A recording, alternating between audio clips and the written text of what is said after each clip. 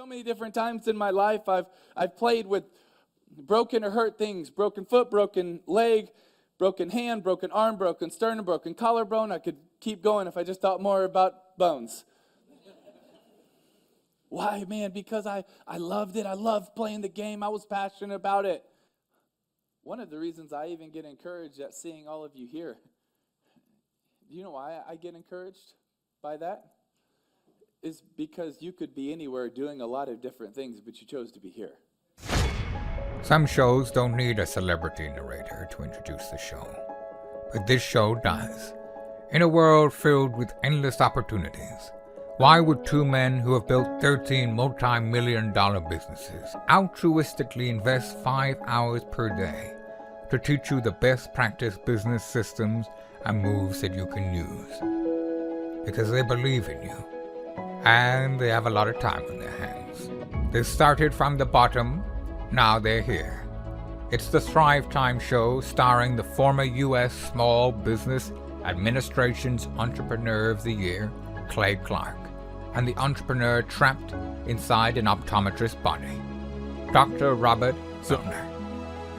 2 men, 8 kids, co-created by 2 different women, 13 multi-million-dollar businesses. We started from the bottom, now we here.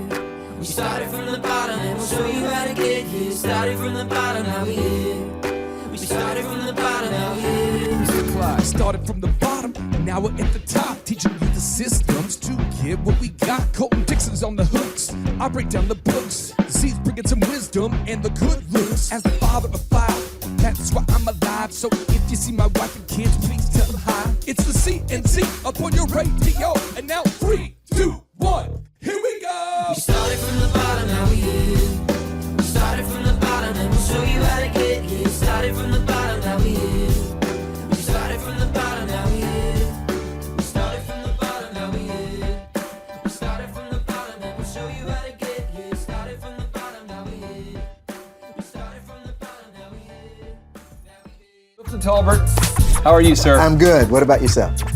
I am doing well. I have been on a diet where I'm eating like basically a vegetarian sushi every day, and I'm feeling good. So I don't know if it's helping at all, but I'm feeling good. So Feeling good is good. yeah. Well, hey, today we have an opportunity to learn about the concept of having a choice, that we all have a choice. And for people who maybe, if you're watching this and you have no idea who this man is, one is you're a man like everybody else. You've come from somewhere. You came from, you grew up amidst poverty to get to where you are today. But some of the achievements you've had along the way is you wrote a best-selling book. You had a Pulitzer Prize nominated book. You're a Pulitzer Prize nominated author, I should say. You helped start a bank. You helped launch the Stairmaster into a national phenomenon product. You've had your life made into a movie. We could go on and on and on, but it all started here. All started here. This is the physical evidence of the world I left behind, the cotton fields of the Mississippi Delta. What is this? That's the weight, and this is the scale. And this process created the scales that would weigh the cotton, that would go into the trailers, that would eventually get to the gin, that would eventually become that nice white shirt you're wearing. So you hang this up like this, and then you basically you see how much. Yeah, and you put your cotton on here. Okay. And then this weight. Yeah, the weight. There, and see, and that tells you whether you go you got 20 up pounds. or down. Okay, yeah. Makes sense. Yeah. Okay, yeah. So this is where you came from. I'm going to ask you some personal questions during this segment, and if at any point you say that's too personal, just walk off the set, and I'll start to figure it out. I'll figure out how to do that. Okay. Now, your mother and your father lived nearby, but they weren't really a part of your life growing up, or they were a part of your life? Yeah, it's sort of complicated. And it's probably more complicated than that does not deserve a full conversation. Okay. But what I will say, I live with my great aunt. Okay. I never lived with my mom. Always lived with my great grandparents, and when my great grandmother passed away, I went to live with my great aunt. But part of the reason for that was that my great aunt lived alone. And after I left, another sister came to live with her. And when she graduated from high school, then another cousin came to live with her. That was part of the culture to some extent of the South, that if you had a great aunt or someone like that living alone, you always had a young person living with them. And I've heard you say you got up at maybe 4 a.m. to start picking cotton, and you lived in a house. How big was the house you lived in? Was it a big house? How big was the house you lived in? It's really interesting. I grew up in a world with no money, but the house we lived in, compared to the shotgun houses, which were fairly typical, was pretty big. I mean, you actually had rooms. Okay. Where a lot of my friends were not so fortunate. But we did have rooms. Did you have air conditioning? What? You did? Did you have air conditioning? No? You're kidding with that one. Well, you grew up in Mississippi. I get a little testy if the weather here starts to heat up and the AC is not right at 70. No, we had fans. Okay, had fans. We had fans. So you grew up in the heat of Mississippi. You worked from, and I'm not making this up here, you're working from about 4 a.m. till sundown. Yeah, maybe if you look at when you at get night. up. Yeah, if that's the start of the process, yeah. So maybe 12, 14 hours a day, you're on your feet working. On your feet, getting ready to work or working and leaving from the fields, coming back home. Okay, and the poverty's kind of around you to the point where you don't maybe even notice it. Well, I call it sameness. That culture was not designed to create monumental moments of exhilaration. Everything was the same. Cotton never changed. You knew what you had to do. The seasons were there, and they rarely ever changed. So there was poverty. There's no doubt about that, especially those of my kin and friends that lived on the plantations that surrounded the small community where I live. But it was the poverty of not having the opportunity to express yourself and to apply yourself and to see who you could become. So if I'm watching this right now and I am growing up in poverty, if I'm growing up without air conditioning, if I'm growing up without the direct mentorship or guidance of my mother and father, a lot of people get hung up on these things. Is success a choice if my mom and dad aren't directly raising me and if I grew up with poverty? Is success still a choice? I think that ability to use your own mind to determine where you want to go and what you want to accomplish is still there. Even if I have poverty, even if my mom and dad aren't maybe present in the nuclear family sense. However, there's an awakening process. And that awakening process comes about when you find your path being crossed by someone else who all of a sudden awakens something in you. You see something that's a little different from that sameness, and that catches your attention. It grabs you, and you tell yourself, I don't have to pick cotton. Why? I just saw this one guy. He came to town, and he was doing something entirely different. You don't have to do the same thing. Now, so let me ask you this. Is success still a choice if I am currently living in poverty and I want to start a business? Is it possible for me to become successful if I currently do not have money, I'm in poverty, and I want to become successful? Is success still a choice? Or how is it still a choice? It's still a choice. Okay. There's no doubt in my mind that it's still a choice. It's still an opportunity. But when you don't have all of those things around you to propel it, it may be slightly more difficult than for others. But that's where your own tenacity comes in. That's where your own persistence comes in. Because you're pushing, because it's for you. You want it. And you're not going to let anything stand in the way of your getting it. I want to give just a couple examples here to give a little bit of context, because this is huge here. This guy down here, I don't know if you can see him. This is Ryan Tedder, who you know. Sure, I know Ryan. He went to Christian Chapel, the church we went to. And Ryan over here, he's a Grammy-winning artist. And Ryan went to college, just like a lot of other people go to college. And he said, I would like to become a successful musician. I would like to become he never said he wanted to be a celebrity, I don't think, but he wanted to be a successful musician. I knew him well. And one of the things that Ryan did, though, is after college, and I don't want to exaggerate the times, I have them all specifically written down here, but he basically worked at the Pottery Barn, and he worked at other odds and end jobs for about 6 years, trying to get his big break, interning for free for multimillionaires. He would intern for free for these award-winning artists and producers, and he wouldn't charge them a dime because he felt like that was his entrance into the road of success. Oprah Winfrey started off, as an intern. You look at Andrew Carnegie, with the world's wealthiest man during his time. He, at the age of like 16, basically working for free. It seems like that's the entrance for all entrepreneurs, is you start by just wherever you can, even if you don't have money. I think that's the key thing, is starting wherever you can. And sometimes wherever you can be a small job in the mailroom.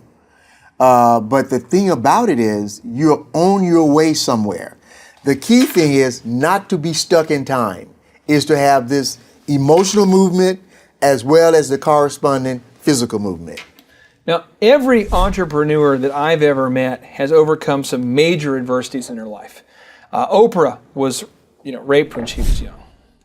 Walt Disney literally lost every dime and actually resorted to eating dog food. At the bottom, he was eating dog food to stay afloat. Russell Simmons had a speech impediment, yet he built his big record empire, on the phone making calls. Richard Branson, some people call him Richard Branson, is severely dyslexic. The guy who started Virgin Records, he basically dropped out of high school. And I don't think a lot of people realize that Walt Disney dropped out of high school. Bill Gates didn't graduate from college. Steve Jobs didn't graduate from college. Richard Branson dropped out of high school. A lot of these successful people, we all come from somewhere. Mm-hmm. How is success still a choice if I don't have a formal education? Well, I think in today's world, technology has transformed our thinking in a great way. I think that a formal education will always be a plus, but it's not always a sure ticket. The sure ticket will always be your own tenacity, your own ability to have a dream, to follow that dream, and do what is necessary within the parameters of what is legal to get it done. What is legal? He throws that in. He looks at me and says, what is legal? Yeah, because if I say to do whatever is necessary, someone says, oh, wait. No, whatever is legal. Now, you grew up in a time when buildings openly posted the sign, no colors allowed, no colored people allowed. There were signs that said that. In the time of legal segregation, where Caucasians and African Americans could not coexist in the same physical space. They weren't allowed to. Especially not in, working conditions, there may have been some commingling, but in social settings, it was totally taboo. Now, I cannot speak on this subject with any credibility given my background, how I was raised, and my skin color, but I want to ask you. You see a lot of people out there that are still upset about the stereotypes. Maybe you say I'm an Asian American, and I'm frustrated that the stereotypes of how I'm treated because I'm Asian, or I'm Hispanic, or I'm African American, or maybe I'm a Caucasian in a largely African American community, and I'm upset about the stereotypes. How have you been able to choose to have success given your skin color and the time that you were raised? I think I made that decision, but that decision was also reinforced by people around me who supported my efforts, who supported my movement forward. Again, the circumstances said one thing, but my dream said something else. And I was fortunate enough to be able to latch onto my dreams. It's almost like a rocket taking off. And I caught on the tailwind of that, and I said, I'm going where it leads me. Do you ever have somebody say some horrible, nasty, racist stuff to you? When I was growing up, I did. You did? Yeah. And did you ever move on? Well, you got to keep in mind, in my world, that level of ignorance was commonplace. So you classified it as ignorance. You didn't get angry? I don't think I got angry because... Really? My grandfather had a statement. It's so funny. He said, white people are sick, but they'll get well after a while. so we never, if you dwelled on that all the time, you'd go crazy. Well, there's people who still dwell on it all the time. There's people who, dwell on a area, not just racism, but any area. They're stuck. They're still talking about how their mother abandoned them, or how they were, had racist treatment, or how they grew up poor. They can't move on. There's rappers. I know rappers who are still angry about. They're like, there's one rapper. He's actually a Caucasian rapper, but he's perpetually angry about how he was raised. They just get stuck there. We can't move on. Why is it that some people can't seem to move on? Well, you have to look at this. What is his records about? pretty much being mad at his mom. Okay, and how much money is he making? Not a lot of money. Why would he want to move on? That's a good point. Good deal. Thank Okay, so you think so really the key to being a good sellout is to make the most records is to actually just stay angry. Well, if that's what you're selling. That's a notable quotable. Stay angry and sell rap records. Okay. That's what he's selling. Now here we go. So Martin Luther King, Martin Luther King Jr. He famously wrote, "Darkness cannot drive out darkness. Only light can do that. Hate cannot drive out hate. Only love can do that." How have you seen this concept prove to be true in your own life? I wrote a book called The Invitation, which really gave me a clear picture of that reality. My paths crossed with those of a lady, almost 90, a Caucasian lady. I thought she was a retired school teacher, but I later found out that she was much, much more than that. And our paths crossed for 5 years. But she represented the generation that wrote the rules that I had to live by. But over those 5 years, this lady, at the evening of her life, as I would call it, in my presence and in these relationships, broke all of those rules that her generation would have created, giving me a clear example of what is possible. So a woman who grew up in a time of segregation where she actually might have endorsed it, very easy now comes full circle in her later years and begins to treat you with kindness and respect? I don't necessarily treat me with kindness and respect, which she did, but I think she made a great discovery about something much bigger, that she had a gift that was much bigger than her color and much bigger than her economic status, and that was our shared humanity. Now, let me ask you this here. You've chosen to not become bitter. You've chosen to become better. How can somebody choose to be successful? Or how can somebody choose to become better when they feel bitter? Like if I'll give you an example. I remember early in my business career, I had a guy who just wronged me. He was a young guy we brought into our business, did everything I could possibly do to help the guy. Find out one day he's stealing my customers, competing head to head. Well, I want to surgically remove his head. That's what I want to do. And it's been a struggle for me to not want to get even, or and even to this day, I'm still like, I got to tell myself, how do you train yourself? It's very difficult to not want to get even, because I think that's a natural default. Yeah. But I also think that we have a better self that requires of us to do different things and to respond differently in situations like that. Let the other person go his or her way, and you maintain your own sense of self, your own set of values, and be led and guided by those rather than the circumstances. Because at the end of the day, you can leave a much better picture of what is possible. Just like the older lady in South Carolina. Yeah. She left me a much clearer picture, not a story, but a real direct picture of what is possible. Napoleon Hill, who's the success author who absolutely changed my life. I keep his book up here because when I first encountered his writings, it just absolutely blew my mind, some of the stuff I could find here. But his Laws of Success books have absolutely just worked wonders in my life.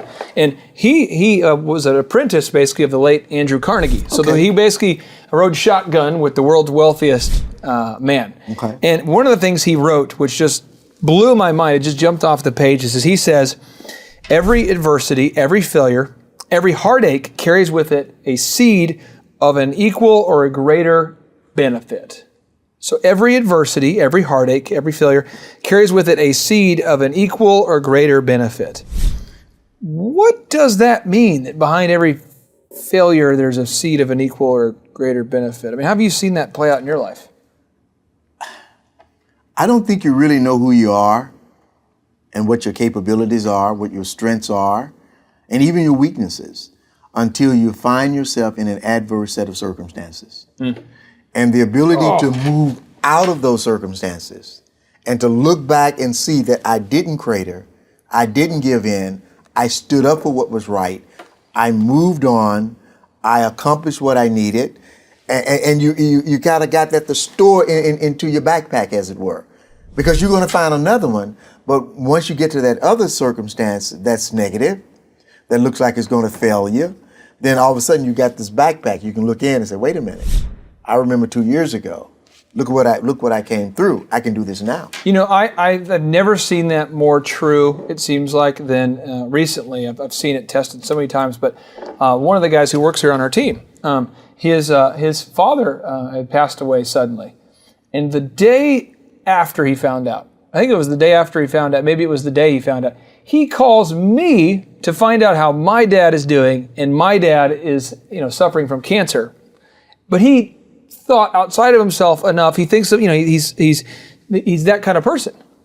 And to me, I say, I'm a big fan of that. Now, I don't wish anybody to have adversity. I don't want to have my father deal with cancer. I don't want them to lose their dad. That's not what I'm saying here. What I'm saying is, when he went through that, instead of being bitter and negative, he called me. And I'm like, that's one of the best humans I've ever met. So my opinion of him has always been high, but now I'm just like, are you kidding me? And it's those kind of, I think, situations that we get tested and when people look at us. And I know that's when people look at you. And, Yeah. and I think that's powerful for us to just kind of marinate on that. Now, I hate to bring it up, but I know it's not a fun place to go back to. But your daughter what was your daughter's name? Anne Catherine. Anne Catherine. And she's basically 7 years old, Yeah. healthy, high energy, Yep. fun, And beautiful. And beautiful. Yep. All the above. And then one day she got sick. One day she got sick, and 21 days later she died. And how do you recover from that? How is success still a choice when you lose your daughter suddenly? Not success financially. I'm talking about moving on and having success. How is that still possible? It changes you. It definitely changes you, and it can also hammer you into one place, because I've seen it happen to other people. But Barbara and I were very fortunate. It certainly rocked our world. There's no doubt about that. But at the same time, we were able to build our lives again. And using the memory of our daughter and how much she meant to us to help reconstruct the broken pieces, to kind of plaster them back together. Were there other people who watched how you handled that situation, who commented that maybe you impacted them through how you handled that situation? It's been 15, 17, almost 20 years ago since Annie passed away. And I still get people who say, I don't know how you and Barbara did it, how you came through it. You're going to get one more here. We have, the 5 kids. And right now our oldest is 9.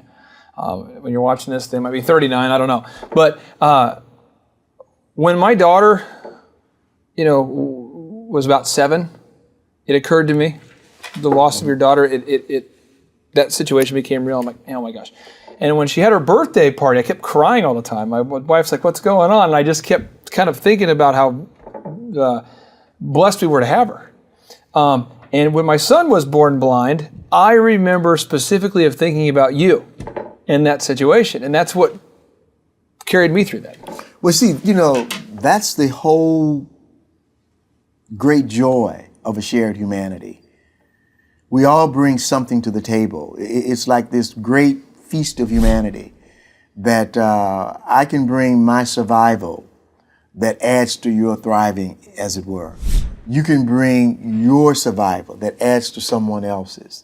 And I think this is what we give each other. This is what we do. This is what makes this life really worth living, because we're conscious of the needs of others. I'm in the military right now. If I'm in a boat and I'm overseas, if I'm serving my duty, if I'm active duty, if I'm maybe reservist, if I'm in the military and I feel like I can't really start to have success yet because I got to serve my time, or I got to finish my duty, or maybe I can't start my own business because I need to finish my duty.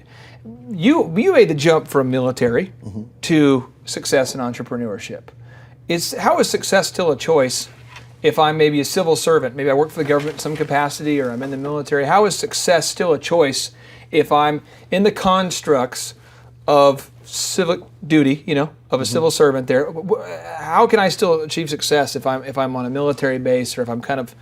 Well, it goes back to what you sort of alluded to, because success can mean different things to different people. Okay. And if we are talking in terms of being gainfully employed as a soldier, but at the same time you realize that will eventually end, what would be the next step of my life? The military is not necessarily known as a place of self-starters, simply because the mission has been clearly defined by others, and you're told what to do, and you're expected to carry it out. But to get into the world of work, be it an entrepreneur or an incredible employee, being a self-starter is very important. Okay. And all of that, in my opinion, requires entrepreneurial thinking. And that process can start really wherever you are. It can really start where you are. So I can choose to start laying the framework or the foundation for success, even if I'm in a job right now where I can't really... Most definitely. Okay. Most definitely. I have no doubt about that. Now, rumor has it that you somehow transitioned from the military to the White House. Were you in the White House in some capacity? No. No. What happened? When I was in the military, my last 2 years, I worked at the 89th Presidential Wing, which was the base that handled all of the flights for the president and the incoming foreign dignitaries. It's a top secret position, which just floored me that I had the opportunity to have such a position. Working that closely aligned with the president, having to go to the Pentagon, having to work at embassies and things like that. I mean, that was such a far cry from picking cotton in Glen Allen, Mississippi. So you probably had to pinch yourself when you're working with the Pentagon and this kind of top secret service level of, that had to be exciting. Very exciting. And again, going back to what we had said earlier, I dreamed of that when I was picking cotton in the Mississippi Delta. I just didn't know how it would look. That's why I know that if I have a young man or young lady who's in the military right now serving our country, and yet they want to do something different, that they can start dreaming of that different right now. Right now. Right now. Now, here's the thing. You actually then transitioned into banking. What was your first job at the bank? My first job at a bank is really, you may not know this story, but there was an era in America in the 60s called the Civil Rights era, where there was great demonstration throughout our country. Yeah. And I had moved to St. Louis by that time. And one of the jobs that I eventually ended up with was at a place called Jefferson Bank and Trust on Washington Avenue. Is it still around? It's still there. Jefferson Bank and Trust. In Washington Avenue in St. Louis, Missouri. Okay.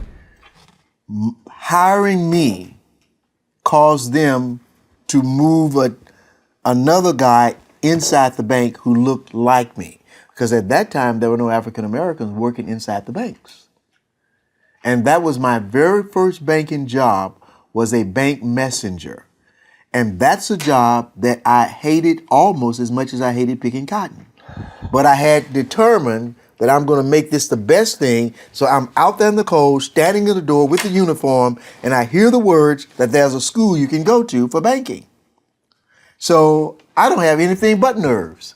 So I go in one day and said, I want to go to that school. But they're shocked because there are no black students at that school. But I said, I want to go to that school. And I eventually went to that school and was an A student at that school. So I want to make sure I want to make sure that we're distilling this, because it's happened for you. You're at a job, you're an employee, you're working there, and then you see an opportunity and you pounce on it. I pounced. Now, in my life, I was working at Target. A guy comes in, I pounced on the opportunity, found myself working as a paid intern for an accounting firm, where the prerequisite that you had to have was you had to be studying accounting. And I was not studying accounting, but yet I landed this internship. But it's seeing those opportunities and pouncing on it. Whether you're an employee, whether you're in the military, Whether you're growing up poor, whether you're poor now, whether you're a poor adult, poor kid, whether you're living on a farm, on a cotton field, success is a choice no matter where you are. And it goes back to the mindset, the growth mindset. That mindset really positions you to see differently, to hear differently, and to expect more. So how did you first, because a lot of people, if you're watching this, I know a lot of people watching this might not know this, you were the man who helped, you were one of the guys who helped take the Stairmaster, which was a product that it really wasn't selling, and helped to market that. You got a commission agreement to market that all over the country. You ultimately, at 3 years, you had 3 years of rejections before you ultimately had some success, and you guys sold millions of Stairmasters. Well, there were tons of Stairmasters sold. There's no doubt about that. And again, it goes back to the opportunity. It goes back to the mindset that allows you to even hear the opportunity. How did you first hear about the Stairmaster? I was at another meeting. It had nothing to do with Stairmaster. I mean, it had all to do with Stairmaster, but nothing to do with me. It's like a lunch meeting? Was it what kind of meeting? It was a business meeting. Okay. And people were just talking. And I was sitting at one end of the table. I clearly remember it. And they were talking about this company that was located in Tulsa, Oklahoma, North Tulsa, where I was living at the time, and still live here. And they said that this company was not doing well, and they didn't know if it was going to make it or not. And I heard aerobic exercise. I heard getting your heart rate up. I said, these sound like good things. These companies shouldn't fail. So I found a way to get out there to meet them and start talking to them. You thought these are good things. This company shouldn't not fail. Yeah. Oh, I should start selling. I said, I want to be part of this. You heard there's a school for banking. I should go there. Right. You heard St. Louis. I'll go there. Yeah. Military. I'll do that. You just do it.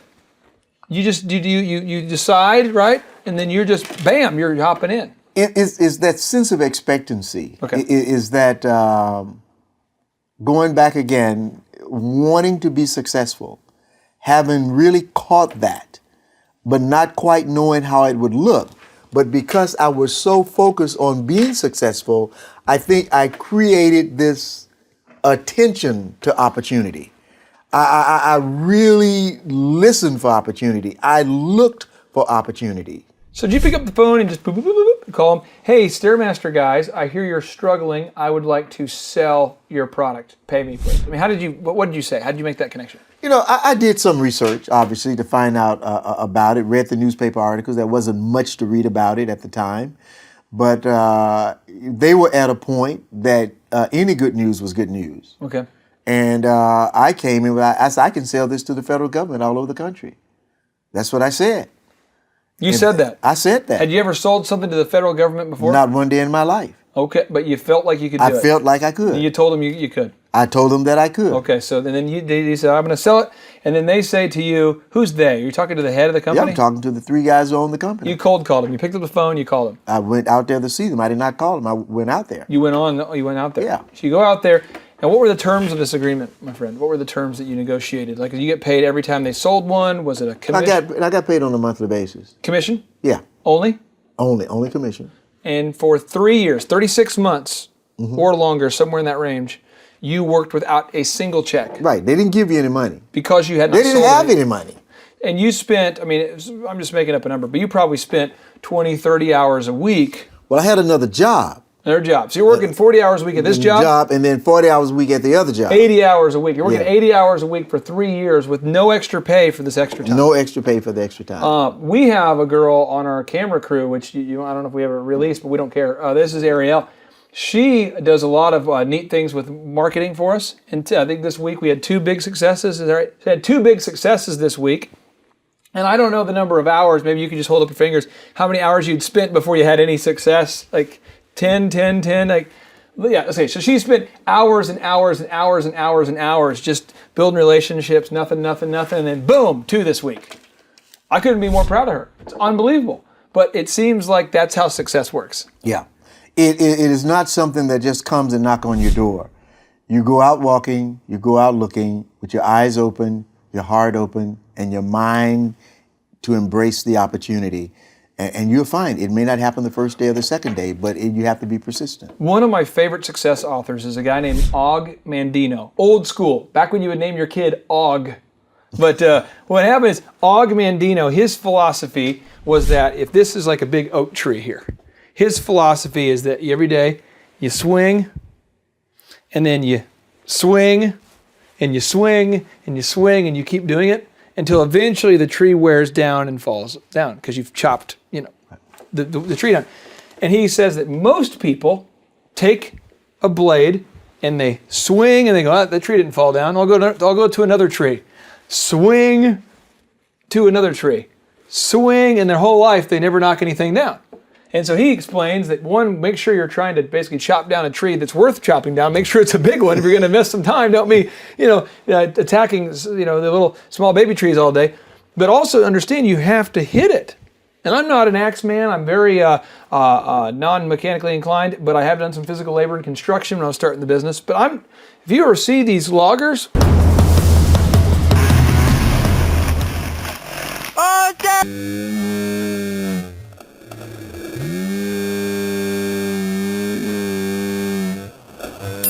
these big trees back before the power tools, it took a long time. Right. And it seems like anytime it's a big tree, it takes a long time.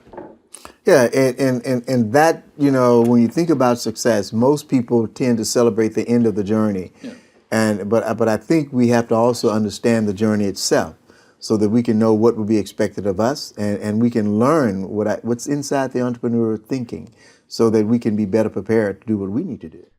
I'd like to, as we edit this, I'd like to maybe if we could do an elapsed time where I get like a Fu Manchu and then my hair grows longer so I look like it's been like 3 years. Just because I think it's hard to understand that you worked on something, and I hate to dwell on this because I think somebody might be watching this saying, "Move on, man." But I'm 3 years, no pay, 80 hours a week. What? There's people that I know who apply for jobs here who work hard for 3 hours. And they're like, well, it's not working out. And then I'm telling you, when you see diligence is the difference maker, that steady application of effort. Now, Og Mandino, my main man, this is a quote from Og, back when you named your kids Og. He says, obstacles are necessary for success because in selling, as in all careers of importance, victory comes only after many struggles and countless defeats. Have you seen that in every area of your life? I think in every area of our life. I think most people do, and I think when those stories are told and celebrated, it leaves us with the idea of what is possible for us, is that we do not have to stop our life at a failure or at a problem, but we can move beyond that.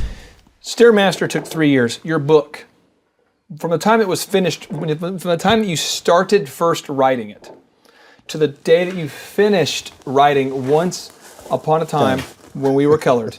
Your life story that was made into a movie where Felicia Rashad, Bill Cosby's wife, right? From The Cosby Show? From The Cosby Show. She was my great aunt. She played your great aunt in the movie. Felicia Rashad did a great job in that movie, by the way.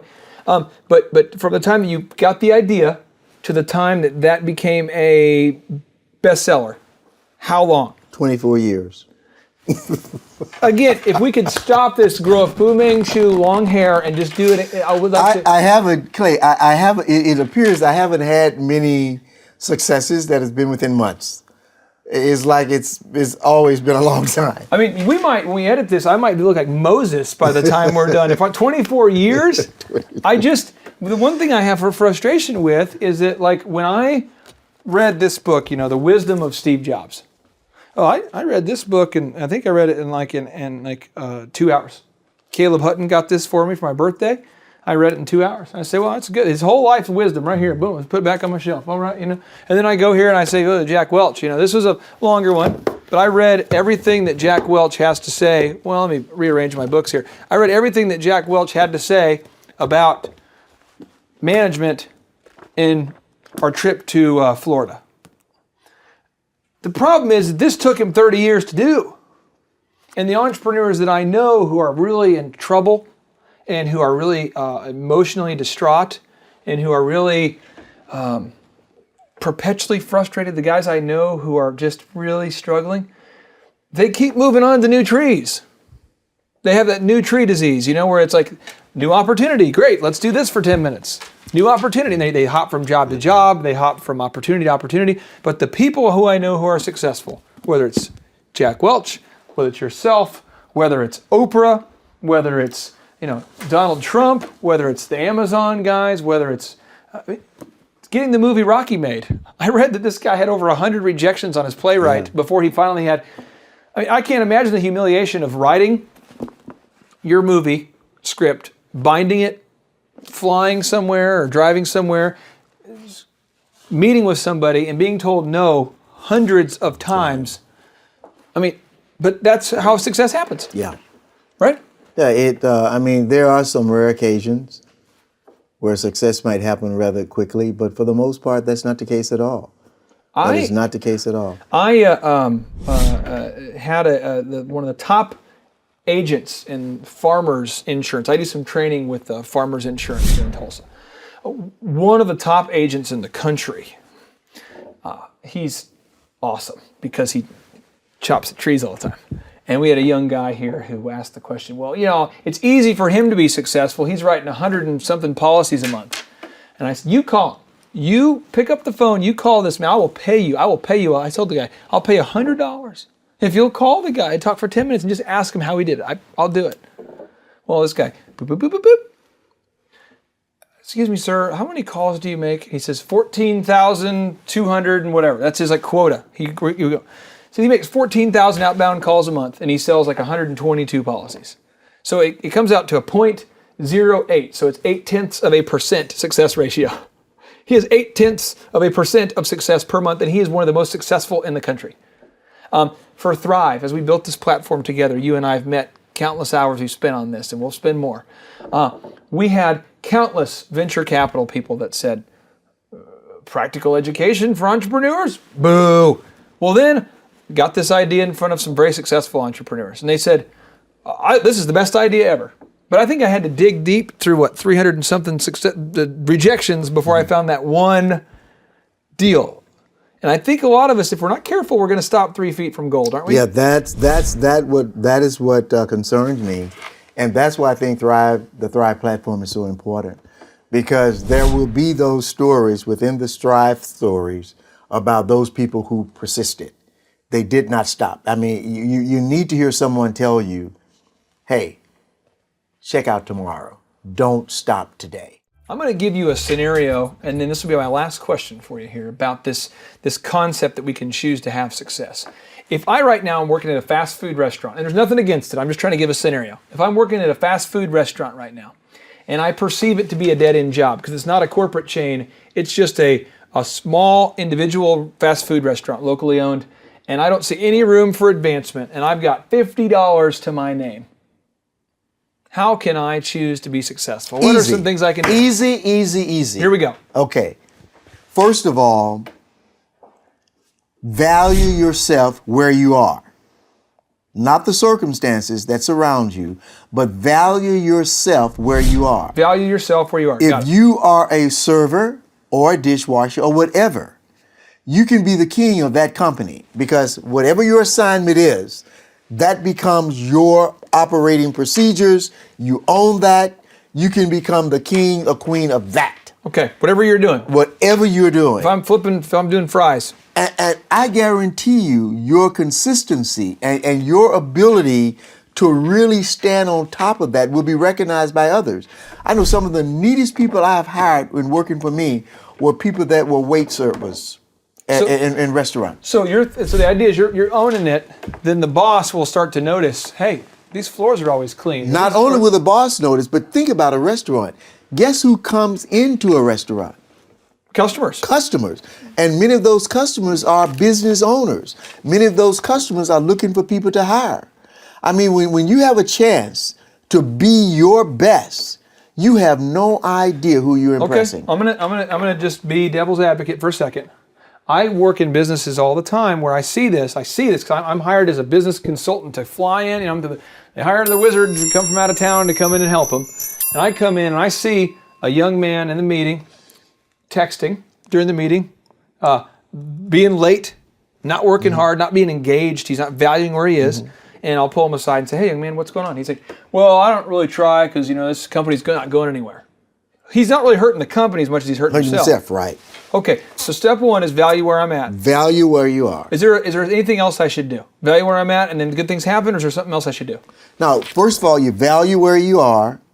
Then you put feet to that valuing process. You work hard. You work hard. You work hard.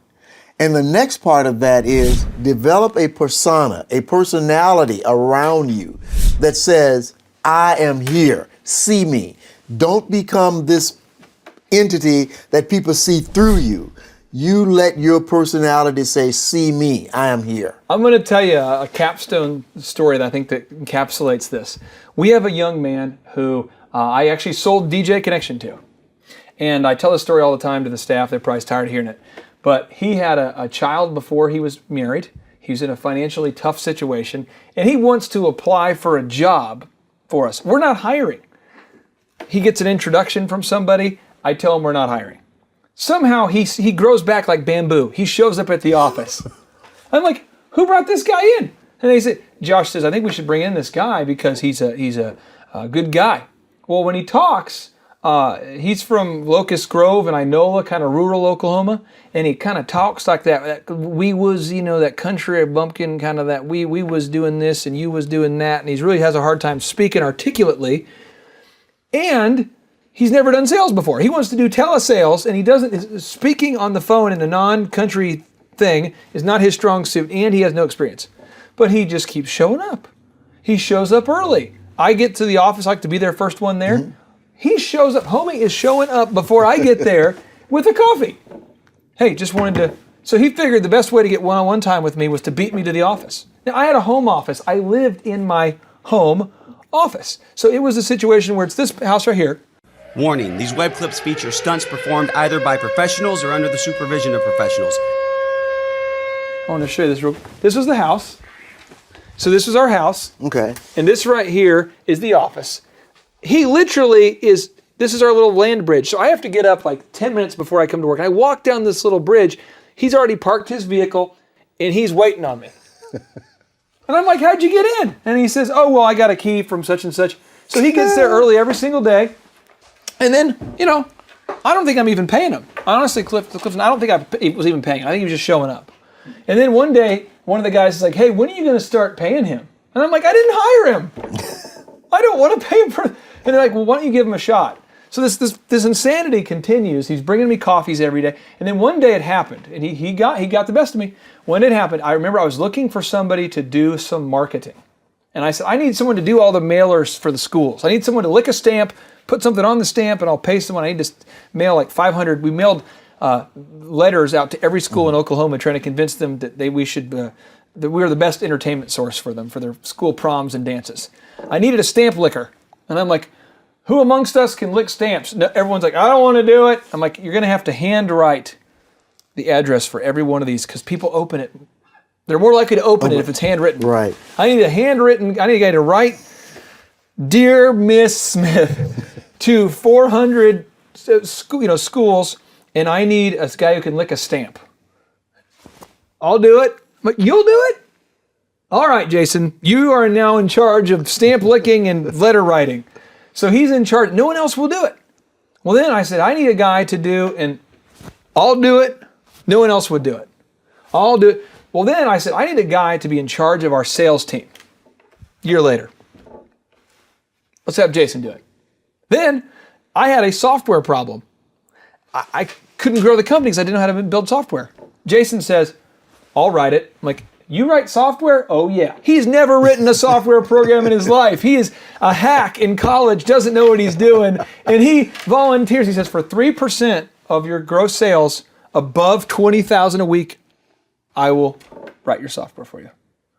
So I signed, just like you said, I'll sell your Stairmaster to the federal government. He says, I'll make your software. Well, then that crazy guy, when I go to sell my business, when we're doing we're multi-million-dollar business, I go to sell it, I'll buy it. How are you going to buy it? I got money saved. Find out he gets some money from his aunt. Next thing you know, he's in business. The point is, he created his own opportunities. Right. By showing up early, by being diligent, by bringing coffee, and it was hilarious. And I just remember when I put Jason in charge of sales, one young man said, How come he gets to be in there? He's such a suck up. All he does is brings coffee and shows up early. How come he gets to be the manager? And I was like, well, because he sucks up, he brings coffee, he shows up early. So anyway, I just think that's a neat thing where it doesn't matter where you grew up or where I grew up or where anybody grows up. Whether you have money, you don't have money, whether you're a banker, whether you're in the military, whether you're picking cotton, whether you're on a bus up to St. Louis, whether you're in Tulsa, whether you're wherever in the world you are, success is a choice. Yeah. I appreciate you coming in and letting me just mentally marinate and converse with you and pick your brain. I know it's got to be painful from your perspective, but I appreciate you so much. Hey, it's been good. It's been good. It's been good. Thank you, sir. JT, do you know what time it is? 4:10. It's Tebow time in Tulsa, Jerusalem, baby. Tim Tebow is coming to Tulsa, Oklahoma.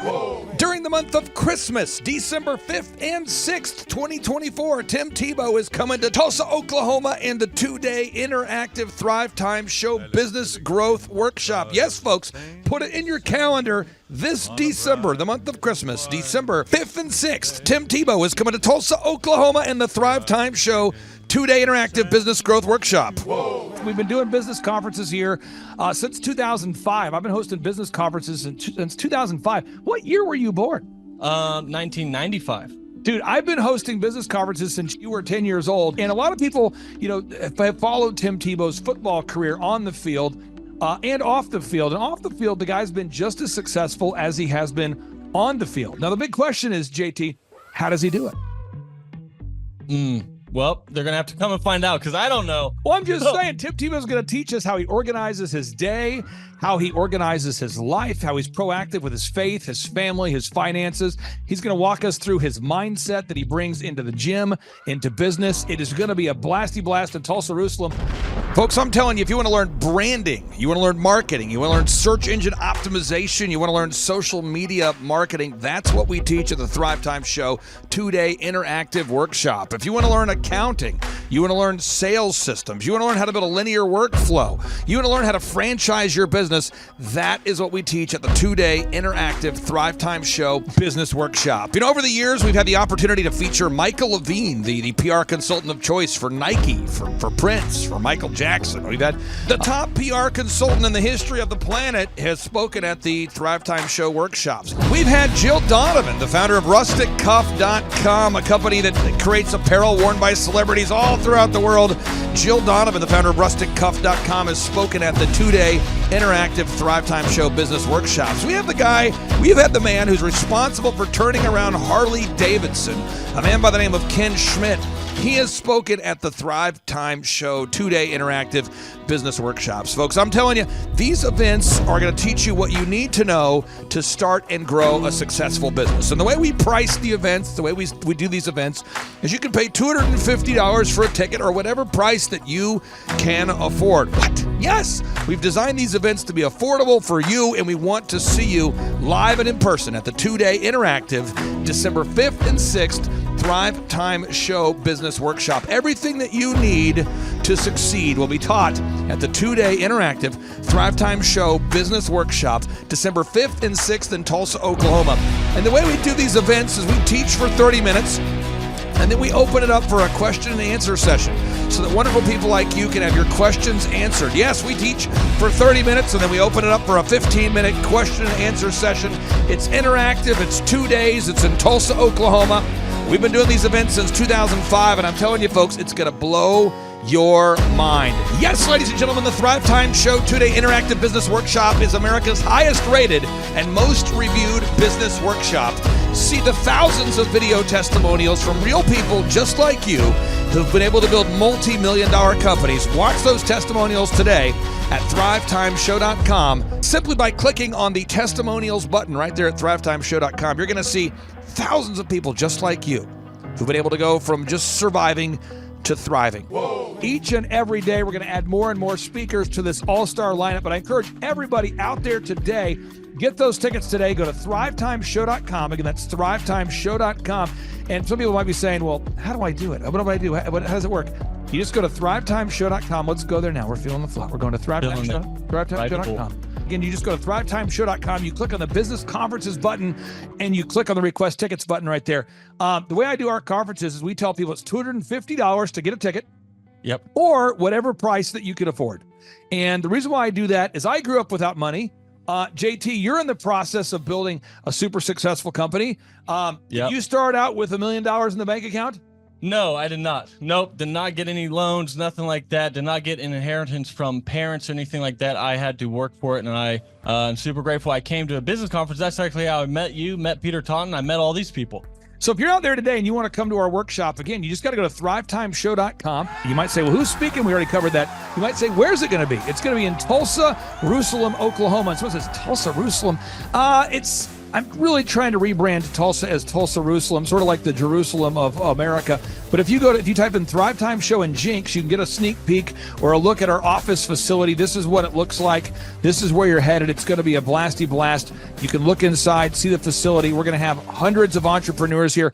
It is going to be packed. Now, for this particular event, folks, the seating is always limited because my facility isn't a limitless convention center. You're coming to my actual home office, and so it's going to be packed. Who? You're going to come. Who? You? I'm talking to you. You can just get your tickets right now at thrivetimeshow.com. And again, you can name your price. We tell people it's $250 or whatever price you can afford. And we do have some select VIP tickets, which gives you an access to meet some of the speakers and those sorts of things. And those tickets are $500. It's a 2-day interactive business workshop, over 20 hours of business training. We're going to give you a copy of my newest book, The Millionaire's Guide to Becoming Sustainably Rich. You're going to leave with a workbook. You're going to leave with everything you need to know to start and grow a super successful company. It's practical, it's actionable, and it's Tebow time right here in Tulsa, Jerusalem. Get those tickets today at thrivetimeshow.com. Again, that's thrivetimeshow.com. Hello, I'm Michael Levine, and I'm talking to you right now from the center of Hollywood, California, where I have represented over the last 35 years 58 Academy Award winners, 34 Grammy Award winners, 43 New York Times bestsellers. I've represented a lot of major stars, and I've worked with a lot of major companies. And I think I've learned a few things about what makes them work and what makes them not work. Now, why would a man living in Hollywood, California, in the beautiful sunny weather of LA, come to Tulsa? Because last year I did it, and it was damn exciting. Clay Clark has put together an exceptional presentation, really life-changing, and I'm looking forward to seeing you then. I'm Michael Levine. I'll see you in Tulsa. Thrive Time Show 2-day interactive business workshops are the world's highest rated and most reviewed business workshops because we teach you what you need to know to grow. You can learn the proven 13-point business systems that Dr. Zellner and I have used over and over to start and grow successful companies. I mean, we get into the specific steps on what you need to do to optimize your website. We're going to teach you how to fix your conversion rate. We're going to teach you how to do a social media marketing campaign that works. How do you raise capital? How do you get a small business loan? We teach you everything you need to know here during a 2-day, 15-hour workshop. It's all here for you. You work every day in your business, but for 2 days you can escape and work on your business and build these proven systems so now you can have a successful company that will produce both the time freedom and the financial freedom that you deserve. You're going to leave energized, motivated, but you're also going to leave empowered. The reason why I've built these workshops is because as an entrepreneur, I always wish that I had this. And because there wasn't anything like this, I would go to these motivational seminars, no money down, real estate, Ponzi scheme, get motivated seminars, and they would never teach me anything. It was like you went there and you paid for the big chocolate Easter bunny, but inside of it, it was a hollow nothingness. And I wanted the knowledge, and they're like, oh, but we'll teach you the knowledge after our next workshop. And the great thing is we have nothing to upsell. At every workshop, we teach you what you need to know. There's no one in the back of the room trying to sell you some next big get-rich-quick, walk-on-hot-coals product. It's literally, we teach you the brass tacks, the specific stuff that you need to know to learn how to start and grow a business. And I encourage you to not believe what I'm saying, and I want you to Google the Z66 auto auction. I want you to Google elephant in the room. Look Look at Robert Zellner and Associates. Look them up and say, are they successful because they're geniuses, or are they successful because they have a proven system? When you do that research, you will discover that the same systems that we use in our own business can be used in your business. Come to Tulsa, book a ticket, and I guarantee you it's going to be the best business workshop ever, and we'll even give you your money back if you don't love it. We've built this facility for you, and we're excited to see you. And now you may be thinking, what does it actually cost to attend an in-person 2-day interactive Thrive Time Show business workshop? Well, good news. The tickets are $250 or whatever price that you can afford. What? Yes, they're $250 or whatever price you can afford. I grew up without money, and I know what it's like to live without money. So if you're out there today and you want to attend our in-person 2-day interactive business workshop, all you got to do is go to thrivetimeshow.com to request those tickets. And if you can't afford $250, we have scholarship pricing available to make it affordable for you. I learned at the Academy, Kings Point in New York, acta non verba. Watch what a person does, not what they say. Whoa. Good morning, good morning, good morning. Robert Kiyosaki, the Rich Dad Radio Show. Today I'm broadcasting from Phoenix, Arizona, not Scottsdale, Arizona. They're close, but they're completely different worlds. And we have a special guest today. Definition of intelligence is if you agree with me, you're intelligent. And so this gentleman is very intelligent. I've done his show before also, but very seldom do you find somebody who lines up on all counts. And it's a Mr. Clay Clark. He's a friend of a good friend, Eric Trump. But we're also talking about money, bricks, and how screwed up the world can get in a few and a half hour. So Clay Clark is a very intelligent man, and there's so many ways we could take this thing. But I thought, since you and Eric are close, Trump, what you're saying about what Trump can't, what Donald, who's my age, and I can say or cannot say. First of all, I have to honor you, sir. I want to show you what I did to one of your books here. There's a guy by the name of Jeremy Thorne, who was my boss at the time. I was 19 years old, working at Faith Highway. I had a job at Applebee's, Target, and DirecTV. And he said, have you read this book, Rich Dad, Poor Dad? And I said, no. And my father, may he rest in peace, he didn't know these financial principles. So I started reading all of your books and really devouring your books. And I went from being an employee to self-employed to the business owner to the investor. And I owe a lot of that to you. And I just wanted to take a moment to tell you thank you so much for allowing me to achieve success. And then I'll tell you all about Eric Trump. But I just want to tell you thank you, sir, for changing my life. But not only that, Clay, thank you, but you become an influencer. More than anything else, you've evolved into an influencer where your word has more and more power. So that's why I congratulate you on becoming. Because as you know, there's a lot of fake influencers out there too, or bad influencers. Yeah. So anyway, I'm glad you and I agree so much, and thanks for reading my books. Yeah. That's the greatest thrill for me today. Not a thrill, but recognition is when people, young men especially, come up and say, I read your book, changed my life. I'm doing this, I'm doing this, I'm doing this. I learned at the Academy, Kings Point in New York, acta non verba. Watch what a person does, not what they say. Whoa.